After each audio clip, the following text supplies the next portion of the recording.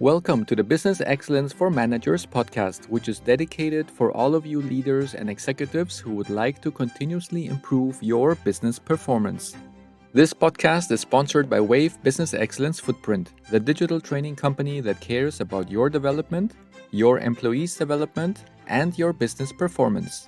You can find all the courses for you and your employees under www.wave-bef.com.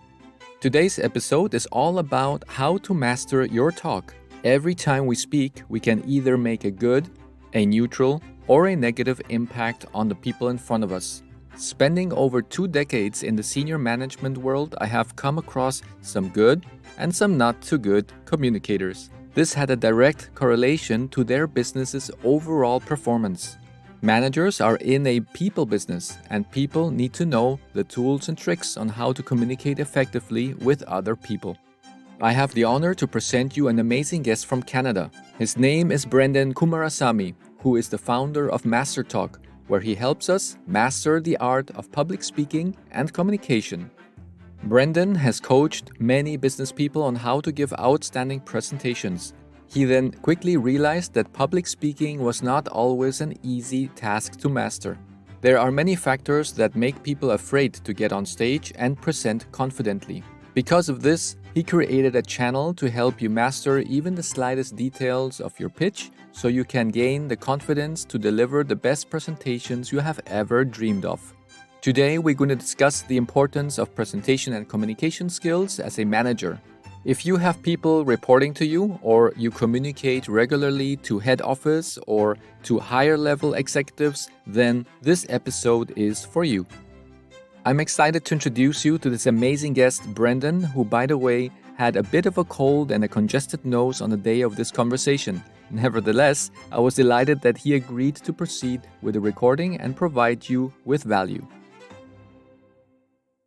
Hello, Brenden, and welcome to the Business Excellence for Managers podcast. It's great to be here, Juan. Thanks for having me.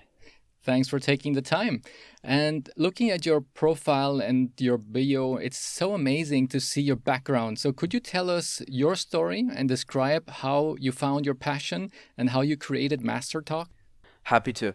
So for me, the journey started in business school. I went to college for accounting, funny enough. I thought I was going to be a numbers guy my whole life, Juan. But then what happened was while I was studying in accounting, I started competing in case competitions. Think of it like professional sports, Juan, but for nerds. So other guys my age were playing football or basketball or baseball. I wasn't one of those guys. I did presentations competitively, and that's how I learned how to speak.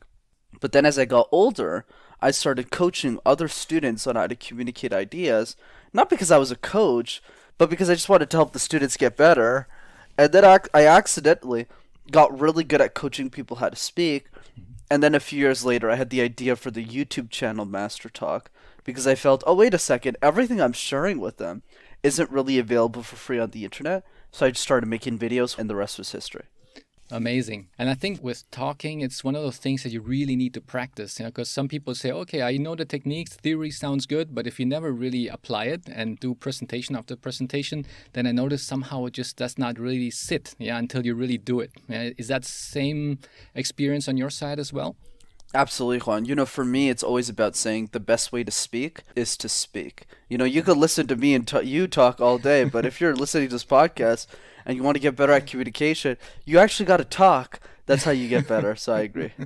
Yeah. Okay. I guess it's probably like driving a car. Yeah. If you just drive it, I don't know, once a year for 1 hour, then maybe you're not such a good driver as someone who's just doing it every single day for a couple of hours. Yeah. So. And that's why I'm a terrible driver. Yeah. Well, as this podcast is mainly for managers, could you tell us why it is so important for managers to be able to properly present and communicate? Absolutely. So the reason's really simple. As your career scales, are your communication skills scaling with your career? What does that mean? What that means is in managerial roles and executive roles, as you get promoted, more and more of your job becomes people management. How you deal with people, how you manage them, how you talk to them. And your metrics start to change from, hey, did you finish the project, to how many people on your team are still on the team, haven't left. What kind of environment are you creating for the people that are working for you? And of course, as you get promoted more and more, the teams that you're managing get bigger and bigger and bigger. Like if you become an SVP of a company like IBM, you're going to have hundreds of people under you. So you won't ever be able to talk to them one-on-one. So as you get promoted in any company, Juan, your ability to communicate becomes more and more important because you won't be able to do one-on-one meetings as much as you used to, and you'll have to speak a lot more effectively in town halls to larger groups of people. And that's really the reality of the situation. Yeah, amazing, because this, I think, fits very well to my next question, which is, what do you think is the most common challenge that managers have when communicating and presenting? So now that they have gotten to that level, and as you just mentioned, they're doing a lot of town halls, they're doing a lot of presentations maybe for head office. What is it that's usually you have seen is quite challenging for them?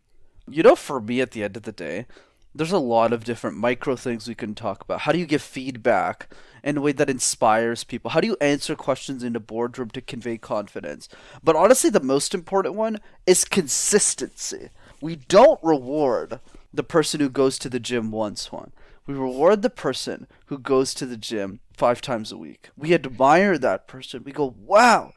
It's not they're doing anything differently. They're just showing up more. But unfortunately, managers don't spend any time outside of work working on their communication skills, so their skill set is always stagnant. It never gets better over time. That's why for me, the advice always becomes, start booking 15 minutes in your calendar every single week. Not every day, just every week, on the weekend or something, to work on your communication skills. That's how you get better over time. Let me give you an example of what I mean here. There's an exercise I teach called the question drill, where we get asked questions all the time in our life, at school, at work, in the boardroom, but a lot of us are not prepared for those questions. I'll give you an example with me. A few years ago, when I started guesting on podcasts like this, I sucked. I remember some guy asked me, hey, Brenden, where does the fear of communication come from? And I look at the guy and I go, I don't know where it comes from, man. Germany? You tell me. So how did I fix this? Every single day, I answered one question for 5 minutes that I thought somebody would ask me about my expertise. So day 1 was, where does the fear come from? Day 2 was, what tips do you have for introverts? But if you do that once a day for a year, you'll have answered 365 questions about your industry. You'll be bulletproof. But most managers are not booking 5 minutes a day to do the exercise. That's really good stuff, because it just brings me a little bit of flashback during the days when I used to facilitate Six Sigma training and also change management training. We had some icebreakers that we would do with the participants, and one of them is actually quite close to what you were mentioning. It was a game that I bought on Amazon. It's like looking at dice, and you throw the dice on a table, but instead of seeing those little dots for the numbers, it had like images, like maybe an image of an airplane, an image of a boat, and certain different other icons. And then the people had to just look at those icons in that sequence that had to make up a story. And it's like a storytelling exercise. And that was something that I just realized. It's like, wow, that was so challenging for people. There were sometimes I just did not know what to say. And I'm like, wow, what's going on here? We're just trying to have a bit of fun, but everybody's like stuck. Yeah, and that's one of the things that I noticed. If you don't have practice and really just shooting something out naturally, then that's something that you really should, as you said, book the time on your schedule and try to do it over and over again until it just becomes natural. And that's something I think I've never done before. So I definitely need to do that. Very good. Yeah, so that's a very good way, I think, for managers to get out of that sticking point. Because after a while, you just say, I've been already many years in this management role, and I'm presenting all right. So they just do not have like that motivation to just go the next level. And I think that's one of the good tools that you just mentioned to us. A little bit step forward. And it's always that continuous improvement mindset. Yeah. Absolutely, Juan. And the point that you just mentioned is really, really important that I want to double tap on. You said that, hey, managers don't really have the motivation anymore because they've been doing this for many years. And that is 100% true. And the reason is because they don't think about the gap between where they are and who they want to be. Let me give you an example. So let's say we're coaching a manager. They're sitting in the room with us on this podcast. And they're saying, I want to move up in my career. So I asked the manager, well, which role do you want in the next 3 to 5 years? And that manager says, I want to be C-level executive, COO, CTO, CMO, or at least an SVP. And I go, great. how do current SVPs or C-suite communicate? And what is the gap between you and them? The gap's massive, right? Because C-level executives, high SVPs, they have to go to industry conferences. They have to speak on panels. They have to guest on podcasts. They always need to show up because they are a part of the company brand now. People see the company through their own eyes now. So if you don't show up at those conferences, you don't get the results. But it's that gap that people don't think about. When you really think about that gap, that's what creates the motivation to do those exercises and get better. Yeah, so true. I can just think back to my time in the corporate world as a manager, and yeah, it's so true. And one of the things I've also noticed in my case, for example, I gave so many presentations during the time when I was as a chief quality officer at a large corporation that sometimes my voice would just disappear and I could just lose the power. Is there any tricks that you use so that my voice can still be in the morning just as good as in the afternoon? So because sometimes it just goes away. It's just like loses power. For sure, Juan. For me, what I would say, the best way is to build up stamina over time. So for example, one thing I've done in my career is sometimes I do 10 podcast interviews in a row. Not because I have to, not because I need to. I just want to work on my stamina. But at the beginning, it doesn't start that way, right? It starts with one podcast a day. And then you're like, okay, this is challenging. And then you do 2 podcasts a day. You're like, okay, this is challenging. And then you keep creeping up that muscle over time. That's what I would encourage you to do. Except the problem with this exercise, with this approach, Juan, is that it's really hard to quantify improvements in your stamina. Like, how do you know if you're getting better? So the only way to really do this is kind of like push-ups. If you do 1 push-up a day, and then the next day you do 2, the next day you do 3, and then in 30 days you do 30 push-ups, it's easy to see, wow, I'm so much better at this now. And that gives you momentum and confidence to say, oh my God, I can be so great at this exercise. But for us, what that looks like in communication, for me anyways, is the number of random word exercises you could do in a day. So the random word exercise is another drill, which is similar to the one that you taught around throwing a dice, except you don't need a dice for my version of it, which is you pick a word like light bulb and home and house, and you just create a random 60-second presentation. But to work on your stamina, what I would do is to tally up the number. So day 1, do 1. Day 2, do 2. Day 100, try 100 in a day, and that helps you work on your stamina over time. Perfect. And have you also noticed that the power of your voice itself, of the vocal cords, does it have anything to do with your breathing, or is breathing not that important when it comes to your voice? So what I would say, Juan, it's a great question. I'm not an expert in that area, but what I will say, though, what I do know about vocal tones that I can definitely teach, is the idea of varying your tone. Mm-hmm. So for example, let's say this is my normal tone. This is my high tone, which is 20% higher than how I speak. And this is my low tone. So this is 20% lower than how I speak. But everyone has that. It's just your high vocal tone, Juan, is my normal tone because I'm just louder naturally. Okay. Right? Right. But the mistake that we make is we stay in the same tonality. Whether we're introverts or extroverts, it's the same mistake. So if you're an introvert, you stay low all the time. You're always speaking like this all the time. But notice that even if I'm low, I can still vary my tones with a low bass, right? You notice that? Like as an introvert, I could still vary it. Whereas with extroverts, the problem is you're too loud all the time. So it's high all the time, which is still a problem. So if you're high all the time, you threaten your audience. So now you have to be able to do this. Notice I'm going down, then up, down, then up.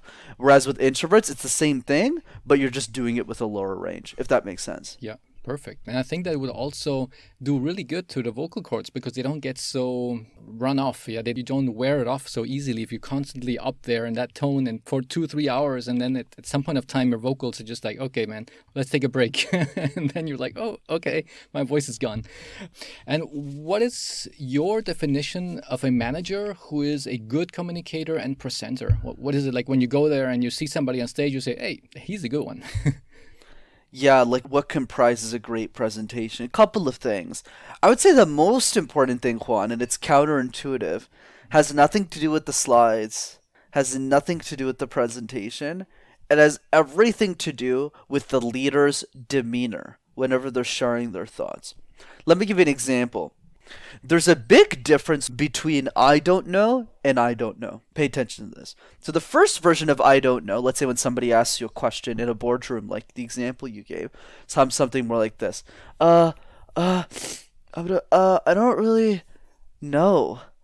So notice how I look stressed, I look worried, versus if you ask the same question and I still don't know, I'll say, Juan, I actually don't know. Let me get back to the team and really help you with this question.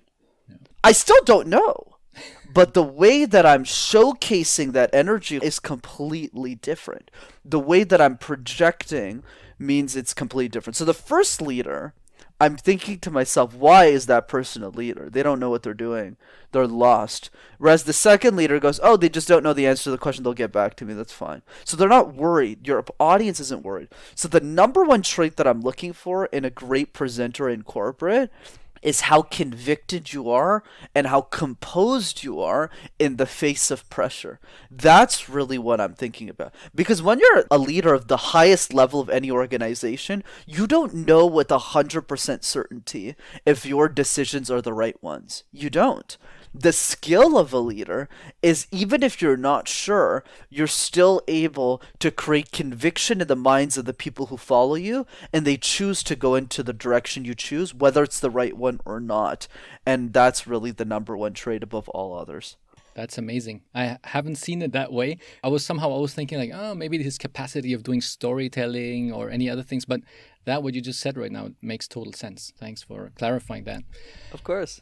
And what are your services that you offer to your clients? I'm so impressed about your business that you have put together called MasterTalk. Could you tell us a little bit more about it? So MasterTalk is two things. So the first thing is it's a media company. My mission, my goal with MasterTalk, hence why I'm sharing all these tips for free, and I always will, is I want to bring communication to the world. I want every human being to have access to free communication knowledge so that they can share their ideas with the world. That's why I think the next Elon Musk is a 7-year-old girl who can't afford a coach like me. So that's my mission. That's why I started MasterTalk. But the second arm of MasterTalk is the coaching practice. So how do I sustain the media company? Very simple. I work with very high-level executives, managers, VPs, SVPs in corporate, and also people who are entrepreneurs. And I work with them privately to get the results of their speaking. So one of those areas is presentation skills. Getting rid of the ums and ahs, getting them to open their eyes a little bit more, change their pacing, not being monotone, and changing and fixing that and having them answer questions more effectively. So basically what we do is we breed bulletproof executives. And that's what I do privately in my coaching practice. That's so good. I'm feeling actually quite intimidated. Yeah, listening to this, I'm like, oh my gosh, I haven't gotten any kind of training on how to speak or how to give presentations. And so I'm thinking, okay, you probably now are just analyzing everything that I'm doing, somehow good, somehow bad. And it's like, he needs some coaching, this guy. No, I turn that off during interviews. Yeah. Okay, now I feel much better. If an employee is not performing so well and me as a manager need to speak with this person, how would you recommend as the managers communicate constructive feedback without demotivating the employee? So you can at least say, okay, we ended the meeting, the employee got the message, but we are still all feeling good. So let's assume for the sake of this conversation, the example you gave, that the employee's been doing well over the last few months, except they had a hump along the road. So for me, whenever there's something wrong that's happening in somebody's performance, the first place to start is always, hey, what's happening with you? Is everything okay? And just ask them, open-ended question. Like, it's not going to affect your performance, Roger. I know you've been doing so well. You're one of our best employees. What's happening? Is there something in your personal life or something like that that's got you? And usually it is. That's the first part of it, is have them open up empathetically about what they're doing. So maybe it's just time off that they need. Maybe it's just a few weeks of vacation and helping them realign to their targets. And that's what creates loyalty with your employees, right? It's not when times are good, it's when times are tough. What do you do in those tough situations? That's why Alex Hormozi says love is sacrifice, right? When you're able to sacrifice for somebody else, that's real love, and I agree with that. That's one piece. The other piece, which will apply in 80% of cases, 90% of cases, is my 3-part framework on how to always deliver negative criticism in a way that always empowers people and never makes them feel like they suck. So the 3-part framework is write, rank, deliver. Write, rank, deliver. Number 1 is write. Write just means it doesn't matter who you're giving feedback to. Get into the habit of writing extraordinarily harsh feedback, and I'll explain why later. So let's say I'm giving feedback to somebody at my company, and their name is David. I'm going to write out all of the things that I think are wrong with David, every single time on my piece of paper. And the reason you do this, you don't tell David everything, but the reason you do this is because if David's the number 1 employee in your company, he wants all of that feedback. Because he's the superstar. If Julie is the number 1 employee, she's the superstar that wants all of that feedback. They eat that stuff for breakfast. So that's number 1. Number 2 is rank. This is where most managers go wrong. The reason why all of these people get demotivated is because the mistake is managers will take that piece of paper and throw it on people. So when they get onto a feedback call, they go, okay, Juan, you did all these 15 things really badly. So when you leave that call, you're thinking, oh my God, I'm fired. I'm finished. Whereas the right way to do this is you take that 15-piece feedback and you rank it in ease of implementation. Let me say it differently. You rank it in the order of how easy it is to implement for the person in front of you. So let's say I'm coaching somebody on speaking, and I have 2 feedback points for them. The first feedback point is the way that you're structuring your content is inefficient for the quality of the message that you're delivering to your end audience to close $100,000 in deals this quarter. And the second feedback point is you don't smile enough. Which one am I going to share first? Right? Yeah. Smiling. Because that's what's easy. So I'm going to start with that. And then what happens, let's say we take Roger. Roger's going to go back to the boardroom. He's going to smile better. And I'm going to say, wow, Roger, you're so good, man. You implemented that feedback so quickly. And then Roger wants more feedback. Then I go down the list. And then the third part of the piece is deliver. The way we deliver feedback to a 50-year-old tenured executive is very different than the way we deliver feedback to our 5-year-old daughter, to a 5-year-old girl. It's completely different. So if I'm giving speaking feedback to a 5-year-old girl, I'm not saying, hey, look, Julia, the way you're showing up today sucks. You're doing all of this wrong. Your vocal tone varieties are off. Of course not. I look at Julia, I smile, I crouch down to her level, and I say, you have such a beautiful voice, Julia. And you have such a beautiful smile. If you just give a great presentation, you'll be fine. Because that's what Julia wants, right? She wants a little boost of confidence. She's just a little girl. But with my 50-year-old executive, I'm slapping that guy. It's like, hey, you need to deliver this message if you want to get to the next level. So we deliver differently.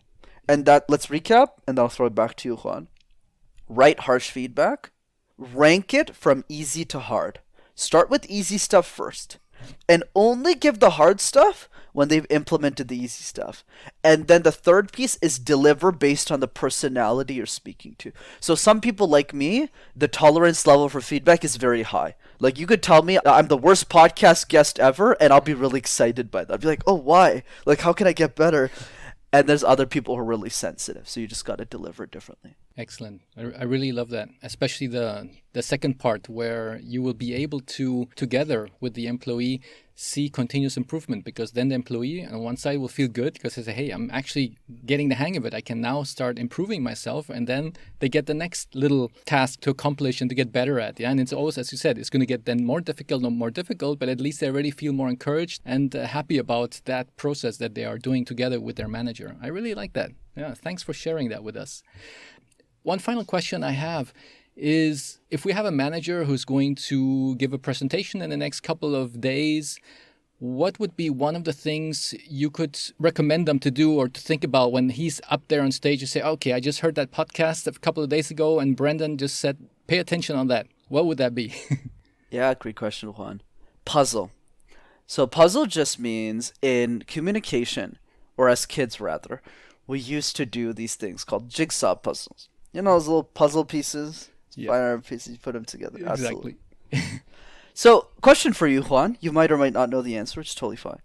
When you work on a jigsaw puzzle, which pieces do you start with first and why? Oh, good question. Intuitively, I would say I would probably start with the edges, which I hope is right. That's correct. Oh, wow. Okay. So now the question is why, Juan? The reason is because they're easier to find in the box. Ah, Right? Because they got those little edge pieces to them. You pull them out. They're easy to Exactly. put together. So you had the perfect answer there. So now the question is, why am I even talking about this? The reason I'm talking about this is because when managers prepare presentations in the boardroom, here's how it usually goes. They do the opposite. They shove a bunch of content in their presentation. They ramble throughout the whole thing. And the last slide sounds something like this. Thanks. Not the right approach. So instead, what you want to do is practice like a jigsaw puzzle. Start with the edges first. Do the introduction of your pitch 10, 15 times. Seems like a big number. Brenden, I'm busy. I'm a manager. It takes 30 minutes to do that because your introduction is 2 minutes. Yeah. That's it. 10, 15 times will take you 30 minutes. So even if you have a presentation in 3 days, you have more than enough time. Same thing with the conclusion. What's a great movie with a terrible ending? Last time I checked, terrible movie. So same thing with the ending. 10, 15 times. Close it out strong. Another 30 minutes. And then tackle the middle. If you just work on the edges, that's 80% of the battle. Because if you mess up the beginning, no one's listening to the rest of your presentation. But if you do really well at the beginning and your middle is average, people don't really notice. They go, oh my God, Juan's introduction was so good. Is so, wow, magical. So they're just paying attention to that. And then the ending, if it's magical too, they'll forget about how bad the middle was. That's the way I would do it if I was crunching for time. That is really good. I really like that, and I'm definitely going to be using that the next time I'm on stage. Thanks for sharing that, Brenden. And I think also when you end it really good, then at least they will probably just start thinking about those last couple of minutes when you just said that last few words and like, wow, that really sits. Yeah, that really, I somehow memorized that. They probably forgot about all the 30 minutes you were talking about before that, but then they remembered the last couple of sentences. That's nice. Final point is, where can we find you? Absolutely, Juan. Great to be on the show, by the way. Thanks for having me. So 2 ways to keep in touch. The first one is the YouTube channel. Just type MasterTalk in one word, and you'll have access to hundreds of free videos on how to speak. And the second way to keep in touch is the website. So you can join one of our communication workshops. It's absolutely free, and it's online over Zoom. I do one every 2 weeks myself. And if you want to jump on one of those calls, just go to rockstarcommunicator.com and you'll get to see me apply a lot of the tips that we talked about today on that Zoom call, so you'll get a lot more out of it. Excellent. I'm going to put all of that in the show notes. Thanks a lot, Brenden, for your time. And I'm definitely going to be applying a couple of tools that we learned today. Thank you very much. Amazing. Thanks, Juan. Bye-bye. I hope you enjoyed this conversation with Brenden as much as I did. In the show notes, you will find all the links on where to find Brenden and how to contact him. Before you listen to anything else, I encourage you to pause for a moment, reflect on what was discussed, and choose at least one action point out of this episode and try it out. Feel free to let me know how it went. Your feedback is important to my team and me, so we can continuously improve the value we deliver, as we want to give you the most from each episode. Please rate, subscribe, send in your comments, and share with those who you think could profit from this episode. It's very much appreciated, and I'm grateful for your messages. I am also a work in progress and strive to do things better every day. This podcast was sponsored by Wave Business Excellence Footprint, where we believe that investing in yourself and in your employees is the best investment. Therefore, if you are interested in finding out more about courses and certification programs that were designed for you as a manager to further boost your business excellence initiative, then please go to the Courses for Managers tab in the company website www.wave-bef.com, where we have 7 interesting courses for you as a leader. On the other hand, if you want to further develop your team members and your high performers so that they can all bring even more value by learning new skills and methods for solving process issues, then please select Courses for Employees tab on our website. In case you already have team members who are certified in any Lean Six Sigma level, then we also have extra courses for them as well. Thank you, stay tuned, and see you in the next episode of Business Excellence for Managers.